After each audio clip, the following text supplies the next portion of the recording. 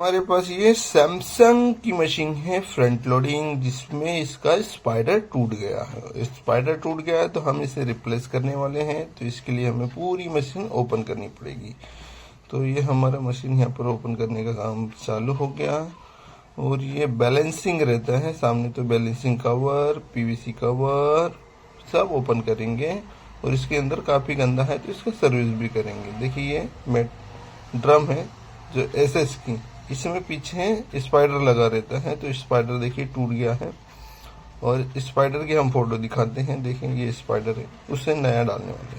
तो ये रखेंगे साइड में, ये निकाल, ये न्यू रिफ्लेश लगेगा। और इसके बाद में हमारा वॉशिंग मशीन सर्विस का काम चालू होगा। तो यहाँ पर हमारी सारी अच्छे से मशीन क्लीनिंग कर देंगे, ड्रम भी। और उसके बाद में हम मशीन को अच्छे से सारे एक एक पार्ट सर्विस करके फिटिंग करें।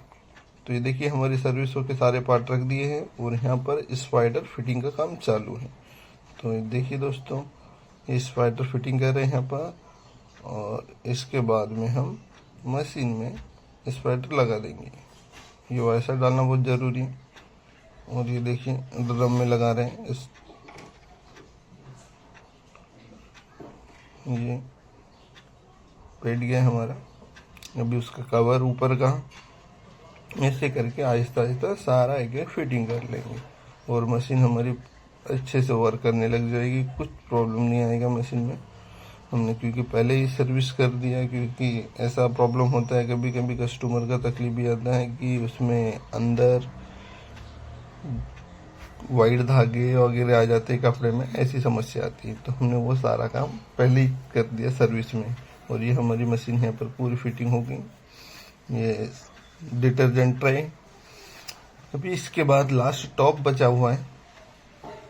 और ये पीछे का व्हील कनेक्ट करेंगे और ये मशीन चालू, मतलब हमारा पूरा मशीन ओके हो गया। देखिए मशीन अच्छे से घूमने लगी है ड्रम। दोस्तों हमारे चैनल को सब्सक्राइब करिए, लाइक करिए और बेल आइकन का प्रेस करिए।